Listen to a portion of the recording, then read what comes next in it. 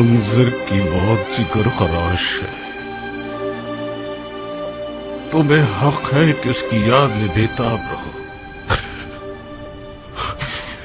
اگر منظر کے جہاد میں شریک ہونا چاہتی ہو تو صبر کرو، ان اللہ مع الصابرین۔ اگرچہ منزل کی موت نے میرے جگر کو جلا دیا ہے، مگر منزل کی موت سے زیادہ جگر خراش خانہ کعبہ کا جلنا ہے۔ میں ان دونوں صدموں پر عزادار ہوں۔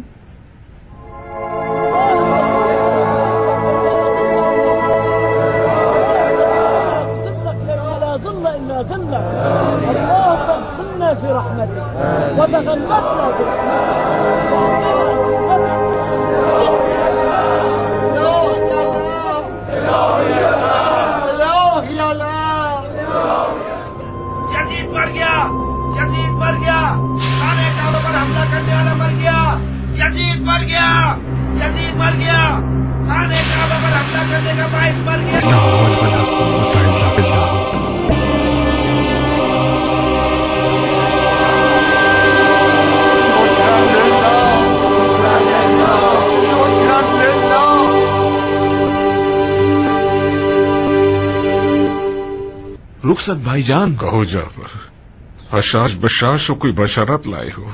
یزید شاہ ملعون مر گیا۔ سبحان اللہ،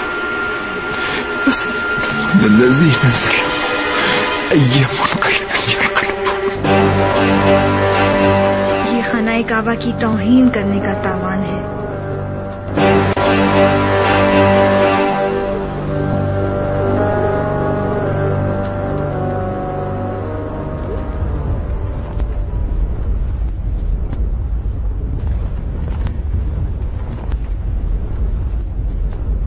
کم از کم 30-40 دن کا وقت لگتا ہے کہ ایک خبر دمشق سے مکہ پہنچے۔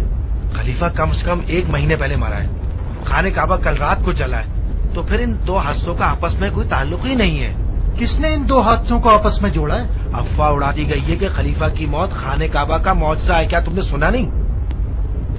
خدا نے آل زبیر کے لیے ہی خانہ کعبہ بنایا ہے، یہ بھی انہی کا کھیل ہوگا۔ افواہ اڑا دی ان لوگوں نے کہ خانہ کعبہ نے معجزہ دکھایا ہے اور اس نے خلیفہ کو مار دیا ہے۔ ہو سکتا ہے کہ یزید کا مرنا اور خانہ کعبہ کے جلنے کا آپس میں تعلق ہو۔ مثلاً کیسا تعلق؟ خلیفہ شکار پر تھے، ایک تیز ہرن کو شکار کرنا چاہا، خلیفہ کا گھوڑا تھا اور ہرن تھی، گھوڑا ہواؤں میں اڑتا ہے اور خلیفہ زمین سے اچھلتا ہے، خلیفہ کا پاؤں رکاب میں رہ جاتا ہے، گھوڑا اسے اس قدر زمین پر گھسیٹتا ہوا جاتا ہے کہ خلیفہ جہاں بہا ہو جاتے ہیں۔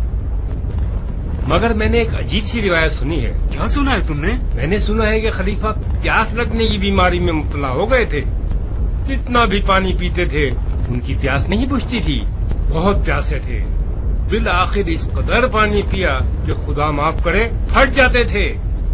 تم یقین کر سکتے ہو کہ کوئی اتنا پانی پی لے کہ پھٹ جائے؟ کیا نہیں ہو سکتا؟ یہ نہیں کہہ رہا کہ نہیں ہو سکتا، تم ایک بھالو کو پانی سے بھر دو، کیا وہ پھٹ جائے گا؟ نہیں۔ وہی شکار والا قصہ ٹھیک ہے، خلیفہ شکار کا شوقین تھا، شکار پہ بہت جایا کرتا تھا۔ مجھے نہیں پتا، ہم تو بالکل الجھ کر رہ گئے ہیں۔ اتنا سنی ہے کہ سمجھ میں نہیں آتا کس پر یقین کریں۔ بعض کا کہنا ہے کہ خلیفہ کی موت خانہ خدا کا معجزہ ہے۔ یہ بات بھی معتبر لگ رہی ہے۔ مجھے بھی ایسا ہی لگتا ہے۔ عمیر کی بیٹے کا کوئی دین نہیں ہے، خدا نہیں ہے، یا خانہ کعبہ پر نہیں گری ہے، دراصل خلیفہ کی جان پر گری ہے، خدا یا معاف کرے۔ مطلب ہم بھی عذاب الہی میں مبتلا ہو سکتے ہیں؟ کیوں نہیں، ہم اصحاب الفیل بن گئے تھے، بندہ خدا اصحاب الفیل۔ اب راہ کے ہلاک ہونے کے بعد اس کی فوج کی باری ہے۔ ہمارا کیا گناہ ہے؟ جو کچھ کیا سرداروں نے اور صاحبان منصب نے کیا ہے، جو بلا بھی آئے ان کے سر پر آنی چاہیے۔ میں خانہ کعبہ سے پناہ مانگتا ہوں، خانہ کعبہ کے پتھروں کو اپنے آنسوں سے اس قدر دھوں کہ خدا معاف کر دے۔ بن باپ کی امت، بن باپ کی امت، در بدر ریت، بن باپ کی امت۔ تمہیں کیا لگتا ہے ابن نمیر کیا کرے گا؟ پتہ نہیں بھائی، انتظار کرنا ہوگا تاکہ کوئی خبر آئے اندر سے۔ اگر وہ شہر سردار ہوا تو مکہ کے حساب سے دستبردار ہو جائے گا اور دمشق کی طرف نکل پڑے گا۔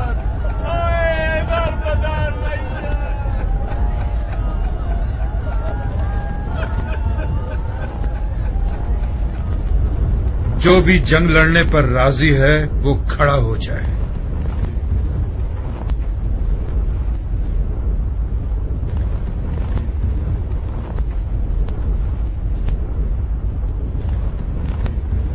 بیٹھ جائیے.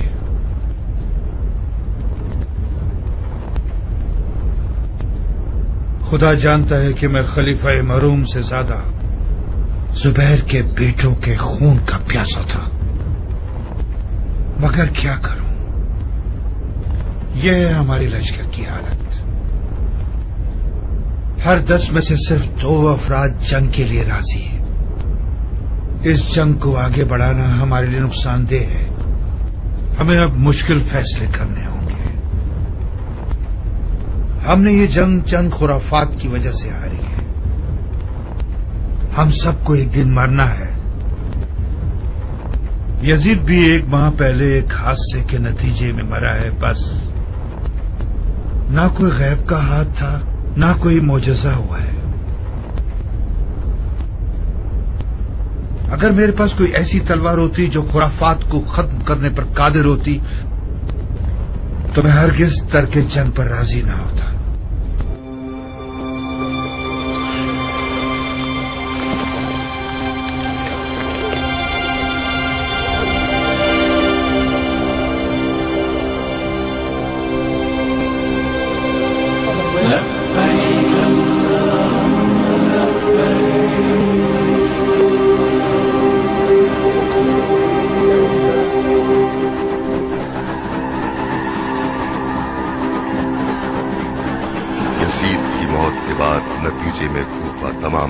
سے زیادہ متاثر ہوا، اور اس کی سب سے بڑی دلیل یہ تھی کہ واقعہ کربلا میں کوفیوں کا سب سے زیادہ دخل تھا، اور وہ لوگ اپنے آپ کو سب سے زیادہ قصوروار اور سرزنش کا اہل سمجھتے تھے. تاریخ کی گواہی کے مطابق جس وقت یزید کی موت کی خبر کوفہ آئی، اس وقت ابن زیاد حاکم کوفہ و بصرہ شہر بصرہ میں تھا، اور اس کی غیر موجودگی نے یزید کے مخالفین کے لیے راہیں ہموار کر دیں تاکہ وہ لوگ اس کے خلاف کھلم کھلا قیام کر کے میدان میں آ جائیں. سلیمان سرد خزائی جو کوفہ میں شیعوں کے علماء میں سے تھا اور اپنے آپ کو تواب کہلاتا تھا، کھلم کھلا امویوں کی مخالفت کا پرچم لہرا کر سامنے آ گیا. اے میرے جیسے گناہگاروں، اے اپنے کیے ہوئے پر نادم ہونے والوں، اے بے وفائی اور اپنی وعدہ خلافی کا اقرار کرنے والوں، اے توابین، اگر ساری عمر بھی اس شہید دشت نینوا پر خون کے آنسو روتے رہے تب بھی ہمارے گناہ معاف ہونے والے نہیں. میرے بھائیوں، نورین سید المرسلین سبط النبی حسین ابن علی کی مدد نہ کرنا ایسا گناہ کبیرہ ہے جو فقط ہمارے خون سے دھل سکتا ہے. یہ فتویٰ ہے آپ کے پیر و مرشد سلیمان کا، جو کفن پوش اور عازم میدان ہے. جو بھی ان کی مدد کرنا چاہتا ہے، بسم اللہ.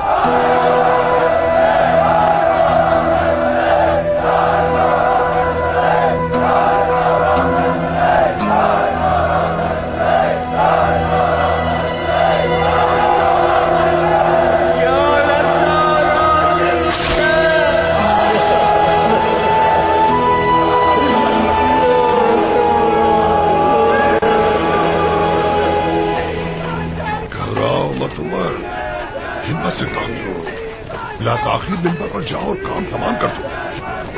اگر ابن زیاد اچانک پہنچ گیا تو؟ ارے عمر، کیا ہو گیا ہے تمہیں؟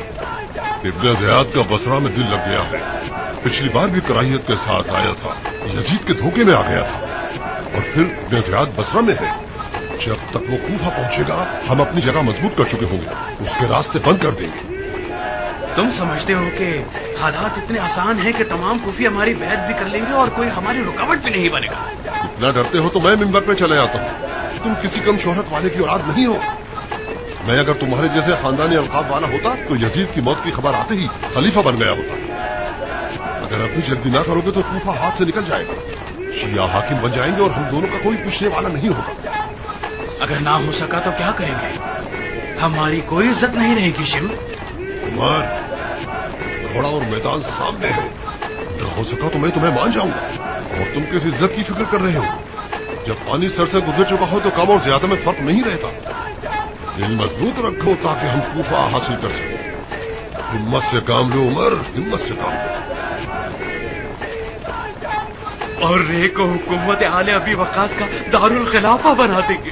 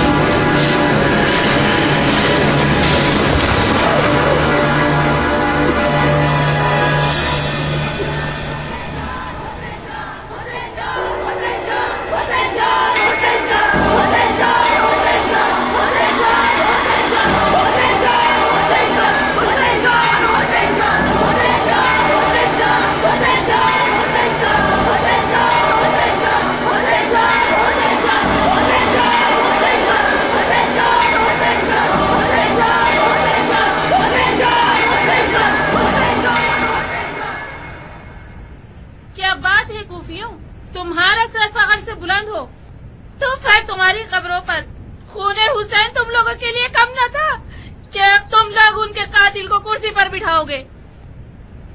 اے ضعیفہ، خدا کا گھر چیخو پکار کی جگہ نہیں ہے۔ تم لوگوں کو شرم نہیں آتی اتنے سارے مردوں کے سامنے اپنی آواز اٹھاتی ہو؟ مرد؟ کون سے مرد؟ کوئی مرد نظر نہیں آتا کہ ہم شرمائیں۔ کوفے میں مرد ہوتے تو عورتیں میدان میں نہیں آتی۔ فرزند رسول کے قاتل کوفے پر حکومت کرنا چاہتے ہیں۔ اے کوفے کی عورتوں، سینہ سپر ہو جاؤ کہ یہ لوگ تمہاری لاشوں پر سے گزرے۔ کوفہ اب اتنا لاوارث ہو گیا ہے کہ جس کتے اور گدھے کا دل چاہے ممبر پر چلا جائے اور کوئی آواز تک نہ اٹھائے۔ انہیں دکھا دو کہ کوفے کی عورتیں کوفے کے مردوں سے زیادہ مرد ہیں۔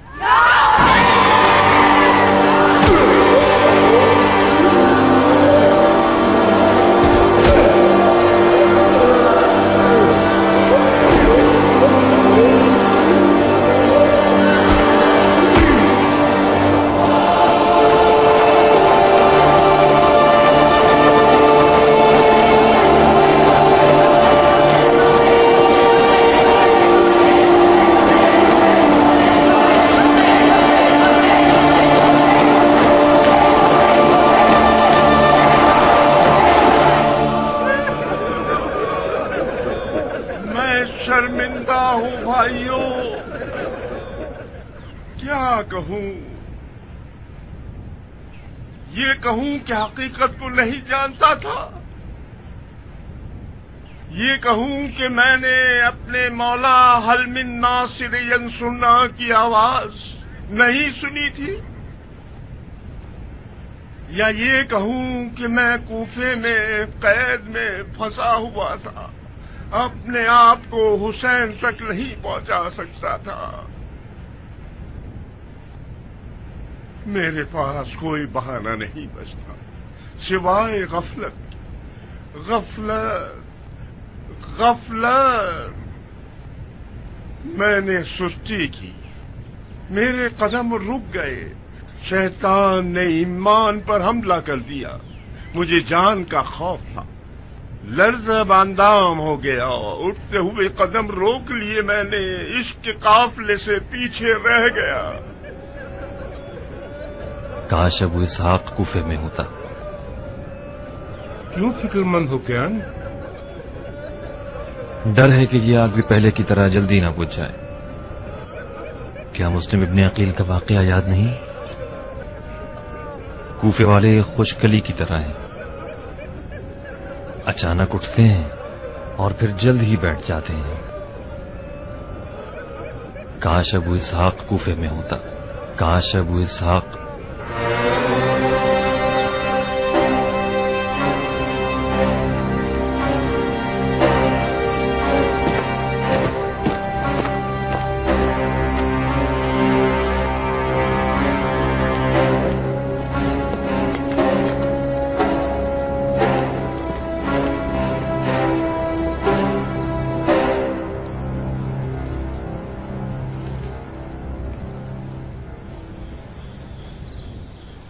خوش آمدید ابو اسحاق، کیسے ہو تم؟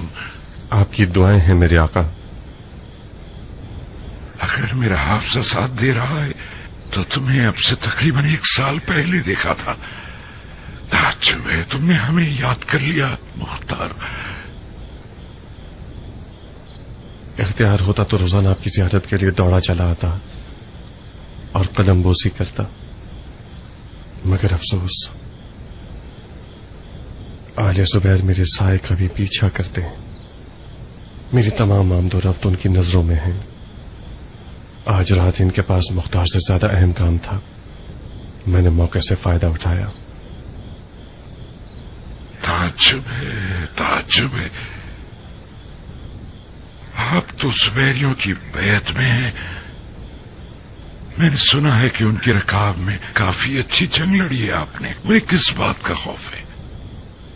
میں نے ابن زبیر کی بیعت نہیں کی ہے، سودا کیا ہے۔ خدا جانتا ہے کہ میری کل تمنا انتقام حسین ہے۔ حسین، حسین، حسین، حسین کا نام یعنی غربت، یعنی مظلومیت، یعنی تنہائی، تنہائی، تنہائی۔ مشیت الہی تھی کہ میں صفین میں معذور ہو جاؤں تاکہ کربلا میں اپنے بھائی حسین کے ساتھ جا سکوں۔ کاش میں بیمار نہ ہوتا اور اپنی جوان بھائی عباس ہمارے بنی ہاشم کی طرح اپنی جان اپنے بھائی حسین کے قدموں میں قربان کر دیتا۔ خدایا، اب جب کہ تو نے مجھے اس عظیم مصیبت میں زندہ رکھا ہے تو مجھے اس قدر زندہ رکھ کہ میں تیرے دست انتقام سے اپنے حسین کے قاتلوں کا قصاص دیکھ سکوں۔ مر کے یزید بشارت ہے اس دعا کی قبولیت کی۔ خدا کی قسم دشت کربلا کے اشک آہر کے سکھ چین نہ دیکھ پائیں گے۔ روز وعدہ نزدیک ہے میرے آقا۔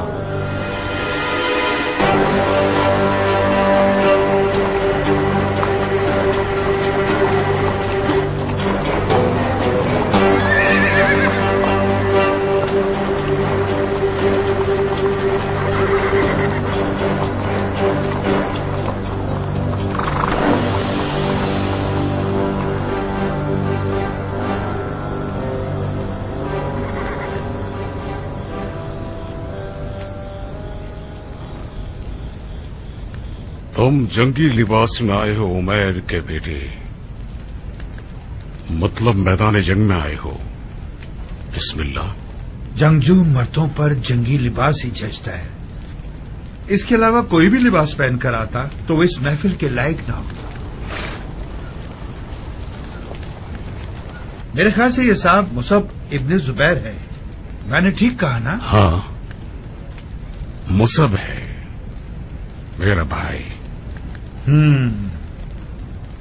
میرا بہت دل چاہتا تھا کہ حجاز کے اس مشہور بہادر سے میدان میں پنجہ آزمائی کرتا۔ اب بھی دیر نہیں ہوئی۔ نہیں مصعب، وقت نہیں ہے۔ ایک لڑنے والے کو اچھا لڑنے کے لیے کوئی امید اور دلیل چاہیے ہوتی ہے۔ میری امید مٹی تلے سو گئی ہے اور تمہاری تمہارے برابر میں ہے، تو پھر ہماری جنگ منصفانہ نہیں ہوگی۔ तुम्हारी दलील और उम्मीद खुदा होना चाहिए था, न कि यजीद। कौन सा खुदा शेख, जिसकी तुम इबादत करते हो या जिसकी यजीद इबादत करता था? मेरा और यजीद का खुदा क्या मतलब है? ये खुल्लम खुल्ला शिर्क है। खुदा एक है, मुशरिक। हाँ शेख, मैं भी मानता हूं कि खुदा एक है। वो वही गायब है जो कि हाजिर है, और वो हाजिर जो गायब है, जिसे सिर्फ दिल की आंखों से देखा जा सकता है, सर की आंखों से नहीं। वो वही आलिम है जिसके इल्म का अहाता हर चीज पर है। मैं और आप, हम दोनों इंसानों की फहरिस्त में शुमार होते हैं। हम दोनों के पास हाथ, पांव, पेट और सर है। दोनों के पास आंख, कान और मुंह है। आप खाते और पीते हैं, मैं भी यही करता हूं। आप देखते हैं, मैं भी देखता हूं। आप सुनते हैं, मैं भी सुनता हूं। क्या मेरे और आपके दरमियान कोई शबाहत है? क्या मेरी तबीयत और आपकी तबीयत एक है? तो फिर मान लो कि मेरा खुदा भी तुम्हारे खुदा से मुख्तलिफ हो सकता है, अगरचे हम दोनों उसके लिए एक जैसी सिफात के कायल हैं। ये फलसफा भी यकीनन यजीद का सिखाया हुआ है। इस अकीदे के मुताबिक तो खुदा लातादाद होंगे, और हर शख्स ये दावा कर सकता है कि जिस खुदा को वो मानता है वही बराक है। ये वही दौरान जाहिलियत की बुत परस्ती है। फर्क सिर्फ ये है कि इस बार बुतों को पत्थरों के या सुनहरे या मिट्टी के मुजस्समों की सूरत में पूजा नहीं जा रहा। इस दौर के बुत खुदा यगाना की तकलीद में देखने के काबिल नहीं है। नऊज़ुबिल्लाह, ये तौहीद का इनकार है। तुम जंग के बारे में बहस करने आए हो या खुदा के बारे में? जंग की क्या खबरें हैं मुख्तार? यजीद की मौत के बाद शामियों में खौफ व हिरास फैल गया है। सुलह और साजिश की बू आ रही है। मुझे ये गुमान है कि आले जुबैर शामियों से बैत लेकर जंग को खत्म कर देंगे। खुदा इस झूठी कौम को रुसवा करे, तो फिर वो इस कदर खून जो मदीने में बहाया गया और खाना काबा की जो तौहीन की गई है, वो इन लोगों की जंग शरीयत की फिक्र में नहीं थी, तलब कुदरत के लिए थी। उनकी खानदान अली से दोस्ती भी मसलहत से भरपूर है। मुझे शक नहीं है कि ये लोग आले अली से दुश्मनी में यजीदियों से भी आगे बढ़ जाएंगे। ये मेरे बाबा अली का कौल है मुख्तार। जुबैर अहले बैत का हिस्सा कहलाता था उस वक्त तक जब उसका मनहूस बेटा अब्दुल्ला पैदा हुआ। यही अब्दुल्ला बाइस बना कि जुबैर मेरे बाबा के रूबरू मुखालिफ बनकर खड़ा हो गया। उसने अपने बाप जुबैर को इस पर आमादा किया कि वो अब्दुल मुत्तलिब की औलाद से लड़े, जबकि जुबैर मेरे बाबा से मुज़ाकरात में पीछे हट गया था और लड़ने का इरादा नहीं रखता था। यजीद मर चुका है, अब आप लोग क्या चाहते हैं? हम आपकी बैत करने को तैयार हैं, बशर्ते कि आप हमारे साथ शाम चलें और माविया इब्ने यजीद को कुर्सी से उठाकर खुद वहां बैठ जाएं। हमें शाम क्यों जाना होगा? क्योंकि हम हिजाज में नहीं रह सकते। अगर हमने आपके साथ बैत कर ली तो माविया सानी के गजब का शिकार हो जाएंगे और हम शाम लौट नहीं सकेंगे। अलबत्ता एक दूसरी राह भी है शेख। और वो दूसरी राह क्या है? जंग खत्म कर दें। आप इजाजत दें कि हम हज उम्रा अदा करके शाम लौट जाएं। क्या हज उम्रा करोगे? उस घर के गिर्द तवाफ करना चाहते हो जिसे तुमने चलाया है? जी हाँ, उस आग लगाने की एक हिकमत थी और इस तवाफ करने की भी एक हिकमत है। अगर सुनने का हौसला है तो इसकी हिकमत भी बयान कर दूं? नहीं इब्ने नुमैर, नहीं। पहले ही काफी हद तक आपके फलसफे से पुरफैज हो चुके हैं, और रही आपकी पहली राय تو یہ واضح رہے کہ ہم خانہ کعبہ کی پناہ میں ہیں اور کسی قیمت پر خانہ کعبہ کو چھوڑنے پر آمادہ نہیں. رہا سوال جنگ ختم کرنے کا تو ہمیں اس مسئلے پر غور کرنا ہوگا کیونکہ خانہ کعبہ کی بے حرمتی کرنا مسلمانوں کے دلوں کو چھلنی کر چکا ہے اور ان کو پہلے سے زیادہ بھڑکا دیا ہے. شاید میں ان کے غصے کو نہ روک پاؤں. یہ بھی ممکن ہے کہ میں حرم الہی کی بے حرمتی کرنے والوں کا قتال یا قصاص کروں.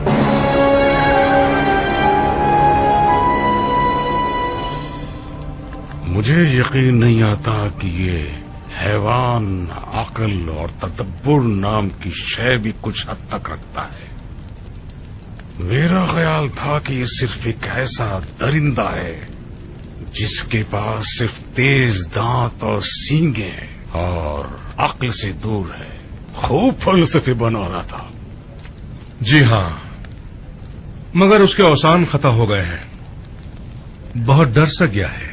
اسے ڈرنا چاہیے، اسے ڈرنا چاہیے مصعب، کیونکہ وہ اس لشکر کا سردار ہے جس کے سپاہیوں کو یہ احساس ہونے لگا ہے کہ ان کے سرداروں نے انہیں ذلت، تباہی اور رسوائی کی راہ پر زبردستی گھسیٹا ہے. اگر بہت زیادہ جنگ کی ضد کرے گا تو بعید نہیں ہے اس کے لشکر والے اس کے سر پر ٹوٹ پڑیں اور اس کے ٹکڑے ٹکڑے کر دیں. کاش آپ اسے خانہ کعبہ کو آگ لگانے کی حکمت بھی بیان کرنے دیتے. میرا بہت دل چاہ رہا تھا کہ میں یہ سنوں کہ اس بارے میں وہ کون سی من گڑت تفسیر اور وجوہات بیان کرتا ہے. نہیں مصعب، نہیں. یہ گروہ یزید کی طرح من چاہے قصے پیدا کرنے میں ماہر ہے. یزید شاعر تھا اور شعراء زیادہ تر شرک آلود طبیعت کے مالک ہیں اور ان کے کہے ہوئے کلام مشرکانہ آیات سے بھرے ہوئے ہیں.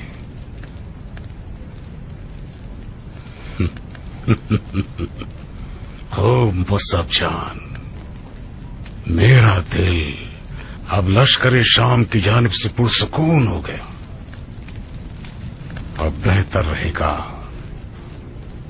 کہ ہم عراق کو فتح کرنے کی سوچیں.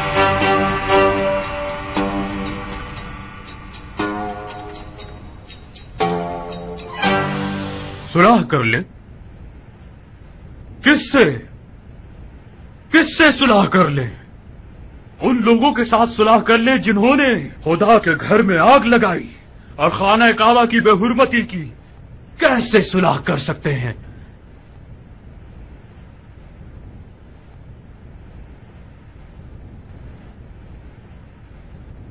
تمام تکلفات اور باتوں کے طول سے گریز کرتے ہوئے توف ہے اس کے باپ کی قبر پر جو آج کے بعد سے مشورہ، مذاکرہ جیسے الفاظ پر عمل کرے.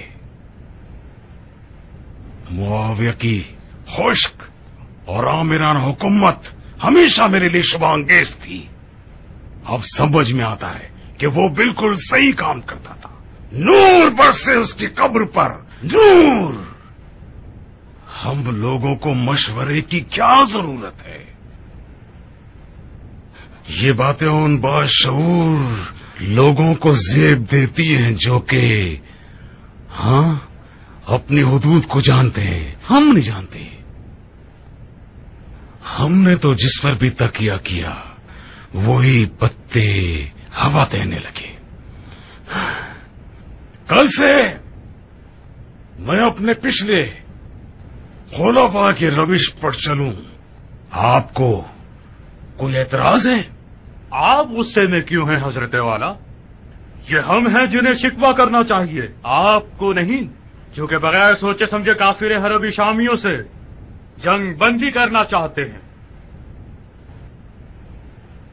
میں نے عرض کیا تھا نا، دیکھ لیجئے، اسے کہتے ہیں یخنی سے زیادہ گرم دیگچا. कौन सा देगचा, कौन सी यखनी, कौन सा मुहावरा है ये क्या तरीका है? कुफ्फार से जहाद करना कोई ढाका छुपा हुक्म तो नहीं है। उससे ज्यादा काफिर कौन हो सकता है कि जिसने हरम अमन इलाही को इस तरह आग लगा दी और बिल्कुल रहम न किया, और तुम उससे मुज़ाकरात और मुसालहत करना चाहते हो? क्या हमारे दरमियान यह तय पाया था सुबैर के बेटे? तुम ही कुछ बोलो मुख्तार। हमारे कौल और मुआहदे एक वाहिद खुदा को मानने पर मशरूत थे शेख, और फिलहाल न तुम मेरे खुदा को समझते हो और न मैं तुम्हारे खुदा को। तुम्हारा खुदा इस बात पर मुसिर है कि उसके घर की बेहुरमती का बदला तुम उसके बंदों से लो, जबकि मेरा खुदा अपने घर की बेहुरमती का बदला खुद ले चुका। काबा की बेहुरमती के सबब को मार दिया उसने।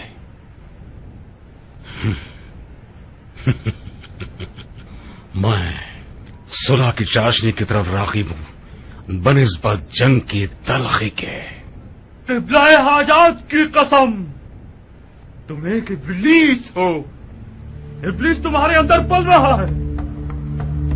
तुम्हारी यजीद से जंग शरीयत की खातिर नहीं थी, इक़्तिदार के लिए थी। जशल्लाह की तलवार अब तक 2 ग्रोह के खिलाफ थी, अलवी और उमवी। आज के बाद 3 ग्रोह के खिलाफ है। आले ज़ुबैर भी काफिर हैं और उनका खून हलाल है।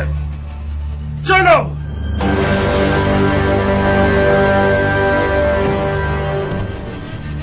नाफहम आदमी।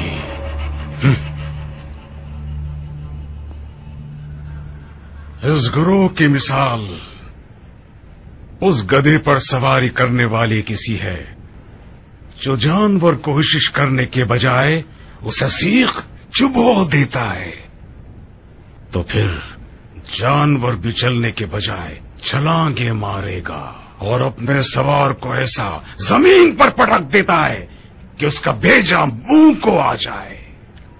ये मलून शरीयत में से सिर्फ फतवे लगाना ही सीख पाया है।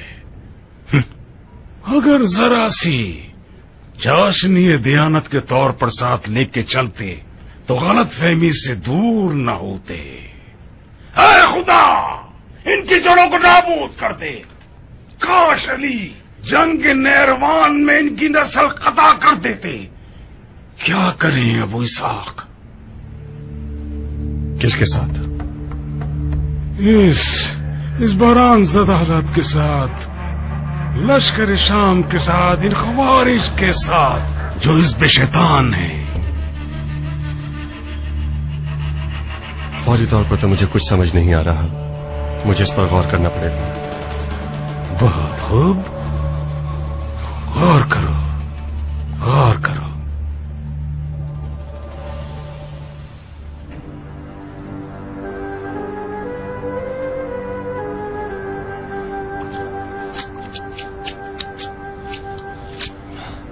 खुदाया, नेमतों की फरावानी को इस दस्तरखान के वारिस पर कम ना फरमा। आमीन आमीन। मुसब, कल तुम बसरा की तरफ निकल पड़ो और वहां के लोगों से हमारे लिए बैत ले लो। तो फिर कूफा का क्या होगा? इमारत कूफे का एक भारी मुद्दई मौजूद है जिसे हमें बड़ी नजाकत के साथ अपनी राह से हटाना होगा। मगर आपने तो मुख्तार को पूरे इराक अरब का वादा दिया है और बसरा भी इराक का हिस्सा है। अगर मुख्तार समझ जाए कि आपने वादा खिलाफी की है तो वो बैत तोड़ देगा और हंगामा आराई शुरू कर देगा। तुम बसरा पर हुकूमत करने नहीं जा रहे हो, अपनी खानदानी जायदाद को देखने जा रहे हो, और वहां बिलवास्ता लोगों को हमारी बैत की तरफ रग़बत देने जा रहे हो।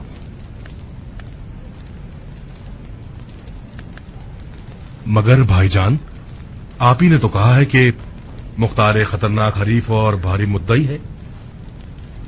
خاص طور پر اس نے حجازیوں میں بھی ایک خاص عزت اور آبرو کمائی ہے.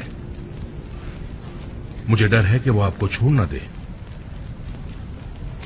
یہ مسئلہ سے خالی ہے کہ مختار کے ہوتے ہوئے آپ کو اکیلا چھوڑ جاؤں. مصعب تم جاؤ اور بصرہ کی فکر کرو. تمہارا بھائی مچھلی کے پیٹ کو چیر کے نکلنا جانتا ہے.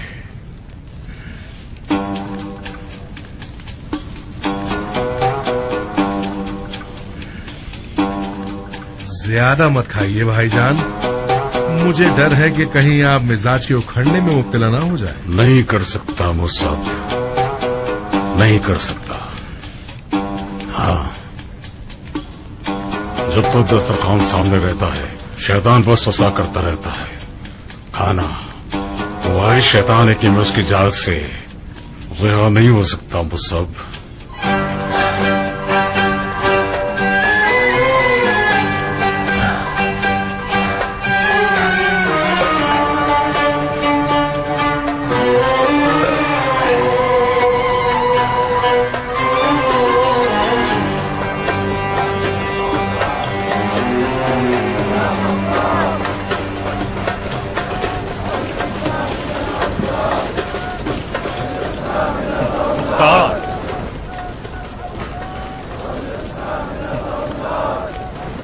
جناب نجدت ابن عامر،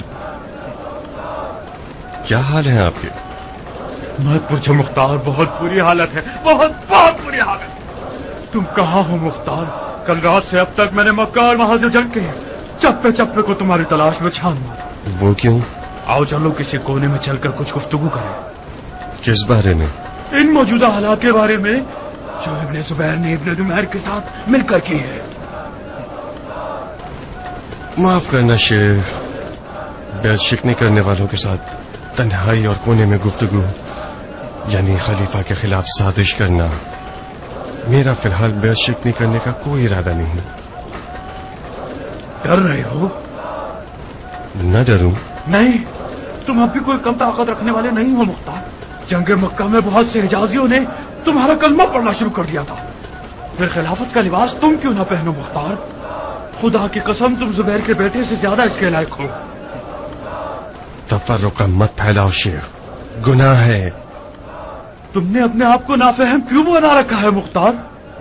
زبیر کا بیٹا وعدہ خلاف اور خیانت کا شخص ہے. اس کا کام نکل گیا تو تمہیں مکہ میں سے بال کی طرح نکال دے گا.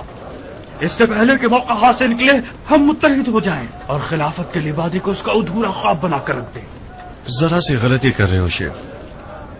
زبیر کے بیٹے نے لبادہ اوڑھ لیا ہے. اگرچہ اوڑھ لیا ہو ہم یہ لبادہ اتار دیں گے. میں ان لوگوں کے ساتھ متحد نہیں ہو سکتا جو میرے مولا علی کے سر پر ضرب لگانے پر فخر کرتے ہیں. تو پھر جنگ مکہ میں کیوں ہمارے ساتھ متحد ہوئے تھے؟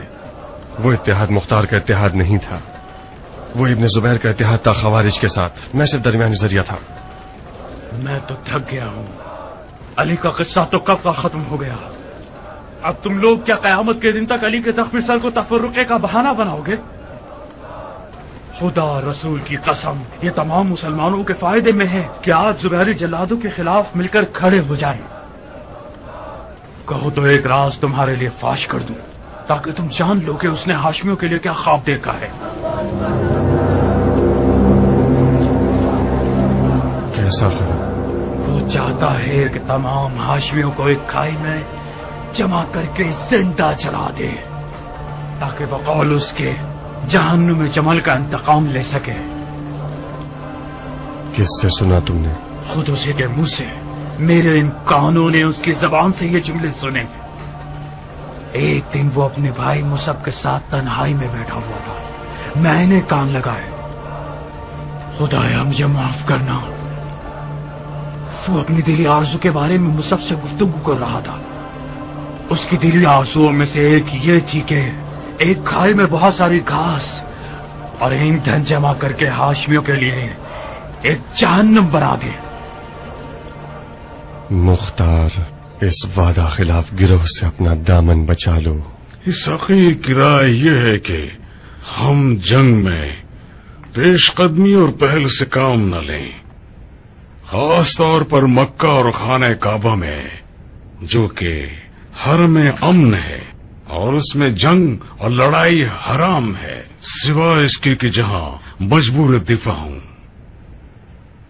ابن نمیر بھی لشکر کی فراوانی اور کھانے پینے کا سامان کم ہونے کی وجہ سے کہتا ہے کہ ہم اسے جلدی جواب دیں۔ کیا کریں؟ ہاں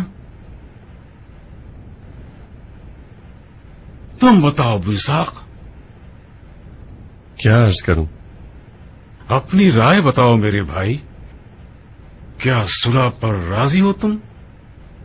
شامیوں میں سے وہ لوگ جنہوں نے مدینہ میں مسلمانوں کی ناموس تک کی بے حرمتی کی یا کسی بے گناہ انسان کا خون بہایا یا تو خانہ کعبہ کی بے حرمتی کی ہے، انہیں ضرور قصاص کیا جانا چاہیے۔ ابن نمیر جیسے لوگ یزید کے بازو ہوا کرتے تھے، ان کا جرم یزید سے زیادہ نہ ہو تو اس سے کم بھی نہیں۔ شامیوں میں جو گناہگار ہیں انہیں بے گناہ شامیوں سے کیسے جدا کریں؟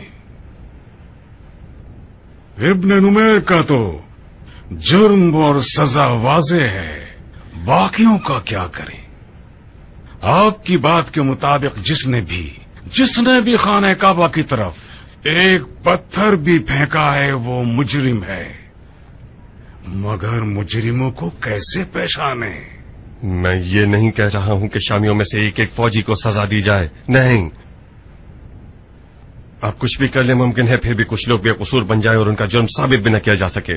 ان لوگوں کا قصاص خدا پہ چھوڑا۔ اب تک آپ شام کے سپاہیوں سے لڑ رہے تھے، اب ابن نمیر سے تو لڑیے کہ جس کا جرم واضح ہے۔ جو بھی ابن نمیر کا ساتھ دے گا وہ گناہگار ہے۔ بہت خوب، کل اعلان کروا دیتے ہیں کہ شامیوں کا امان ہے سوائے ابن نمیر کے، جو خانہ کعبہ کی بے حرمتی کا اصل باعث تھا۔ جو کوئی ہماری طرف آ گیا اچھی بات ہے، نہ آیا تو کوئی بات نہیں، ہم اس سے بھی لڑیں گے۔ عمیر کا بیٹا بہت کمزور پڑ گیا ہے حضرت خلیفہ، اس کے ساتھ سختی کا سلوک کرنا خلیفہ کی حکومت کا چہرہ بدنما کر دے گا۔ وہ ایک کھلم کھلا مجرم ہے، بہت خوب، اس کو قصاص کر دیا جائے، بگڑے ہوئے کو ٹھیک کر دیجیے، مگر سیاست سے کراہیت آمیز چہرے کے ساتھ نہیں کہ سب آپ کے چہرے سے وحشت کھائیں اور بھاگنے لگیں۔ کچھ ایسا کیجیے کہ شامی حضرات خود مجرم کے ہاتھ پاؤں باندھ کر مجرم کو آپ کے حوالے کر دیں اور قصاص کے لیے چھوڑ دیں۔ شاباش عبداللہ، احسانات، درود ہو تم پر، یہ بہترین رائے ہے، بہترین۔ خوب، تو آپ کی رائے کیا ہے؟ عرض کر رہا ہوں، میں نے شامیوں کے عقیدوں سے متعلق ایک عجیب سی روایت سنی ہے جسے آپ سب سنیں گے تو تعجب ہوگا۔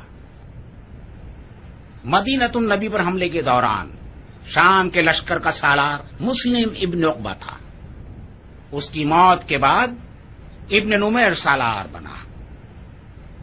مسلم ابن عقبہ نے جب مدینے کے مسلمانوں کو مارا اور ان کی ناموس کی بے حرمتی کی تو بیمار ہو گیا اور بستر مرگ پر گر گیا۔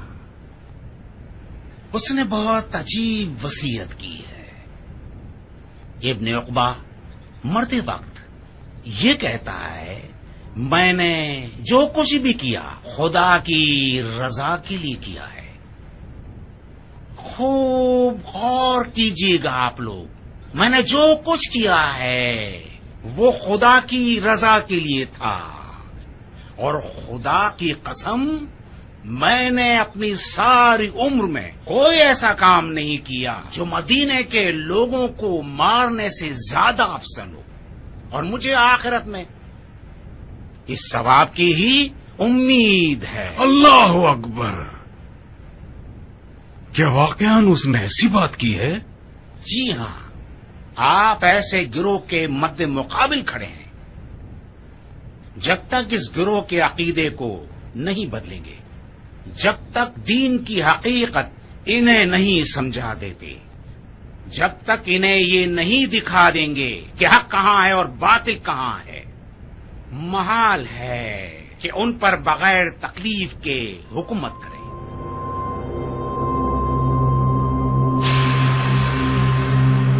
وہ حالات جو اس وقت خانہ کعبہ کی برکت سے پیدا ہوئے ہیں، یہ بہترین موقع ہے کہ آپ شامیوں کے دلوں کو تسخیر کریں۔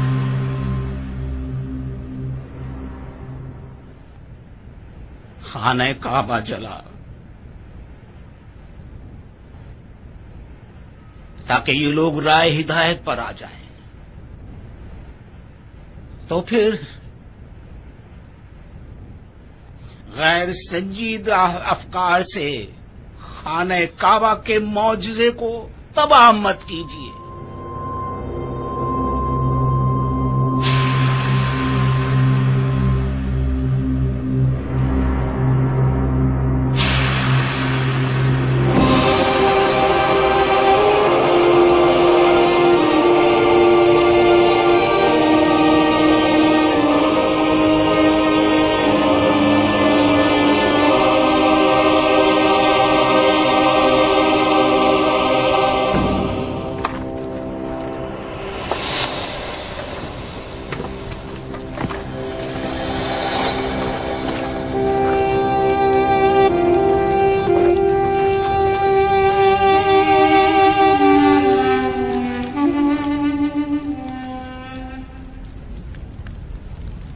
بنی ہاشم ایک مغرور اور متکبر قوم ہے۔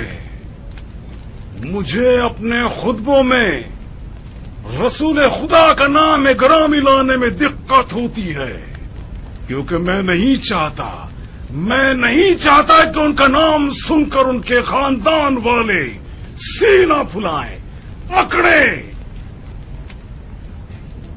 فخر و مباحات کرے۔ خدا نے اس خاندان کو ابو لہب کے نام کے بہانے لعنت کی ہے، جو کہ صرف کچرے اور کوڑے کی مثال ہے۔ اس گروہ کی سزا فرض ہے، اور امید کرتا ہوں کہ خدا مجھے اس عمل خیر کی جزائے خیر دے، انشاءاللہ۔